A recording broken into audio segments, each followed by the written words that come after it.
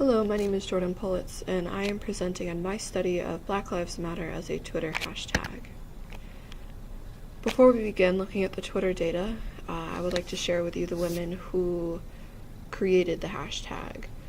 Alicia Garza, Opal Tometi, and Patrisse Cullors. Alicia Garza says herself that, quote, "I created hashtag Black Lives Matter with Patrisse Cullors and Opal Tometi, two of my sisters, as a call to action for Black people after 17-year-old Trayvon Martin was posthumously placed on trial for his own murder, and the killer, George Zimmerman, was not held accountable for the crime he committed." These women began creating this hashtag and using this hashtag as a result of these main focuses. Black poverty, specifically, the imprisonment of Black people, assault on Black children, the experience of trans Black folks being Black and undocumented, the use of Black girls in the negotiation of war, and the experience of being Black with disabilities. Now, we will begin looking at the actual Twitter data. When we look at the tweets during February 22nd to February 28th, we notice something interesting. We notice this hashtag Protect Trans Kids. And specifically on February 23rd, there is a spike in the use of this hashtag.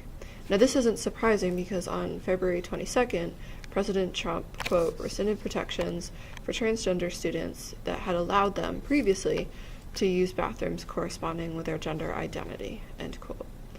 But what is surprising is that there's such a prevalent use of this hashtag with the hashtag Black Lives Matter.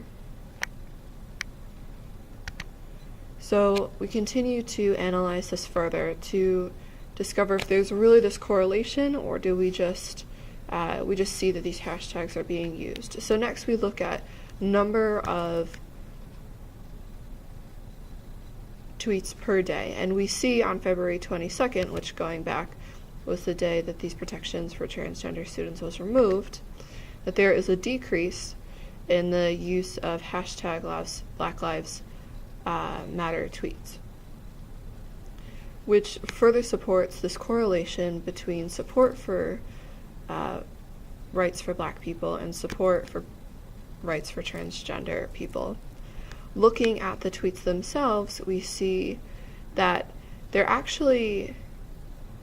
might not actually be that people who support the Black Lives Matter movement support transgender rights, but in fact that it's people who support transgender rights who are now also supporting Black Lives Matter movement. Specifically, one tweet says, "So let's talk intersectionality in this. Hashtag protect trans kids, discussion because hashtag Black Lives Matter." So the data supports that there is this correlation between support for Black Lives Matter movement and for transgender rights. Looking at the literature, we shouldn't be surprised because Lisa Nakamura writes in her article Race and Identity in Digital Media that there are limitations in the digital world on marginalized people who is of a gender, size, body shape, skin color, that's not the norm. And so we shouldn't be surprised that there is a correlation between these people and their support for their movements on Twitter. So what now? What matters? Well, one of the questions I asked was who's supporting who? Are Black Lives Matter supporters now also supporting transgender right movements, or are people who support transgender right movements now supporting Black Lives Matter movements? And it turns out that I don't think it really matters. All that matters is that people are collaborating.